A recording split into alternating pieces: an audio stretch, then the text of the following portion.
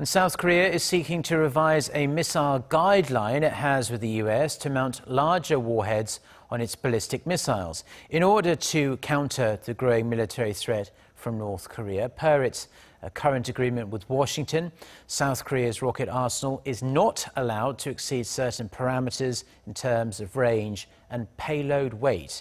Joonhee reports. Citing local sources, Seoul-based Yonhap News Agency reports that South Korea is seeking to double the maximum weight of warheads that can currently be mounted on its ballistic missiles. Under the South Korea-U.S. missile guidelines, Seoul is not allowed to develop ballistic missiles with a range of over 800 kilometers and a payload exceeding 500 kilograms. However, in light of North Korea's growing nuclear and missile threats, Seoul is seeking to double the payload limit to 1 ton to better target North Korea's military facilities, many of which are underground and heavily fortified. The majority of North Korea's key military facilities are either hardened or lie underground. The payload increase will allow South Korea to neutralize them and bolster its overall deterrence capabilities.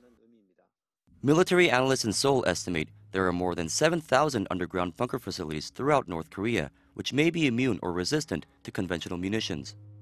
Possible revisions to the missile guidelines were reportedly first mentioned during last month's summit meeting between Presidents Moon Jae-in and Donald Trump. The issue may be discussed further in the two-country security consultative meeting and the Korea-U.S. integrated defense dialogue set for later this year.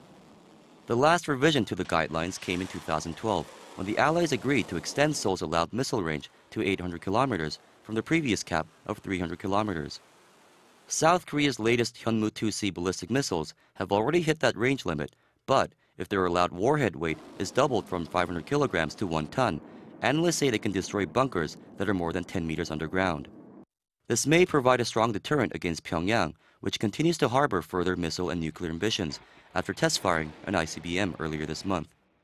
Joonhee, Arirang News.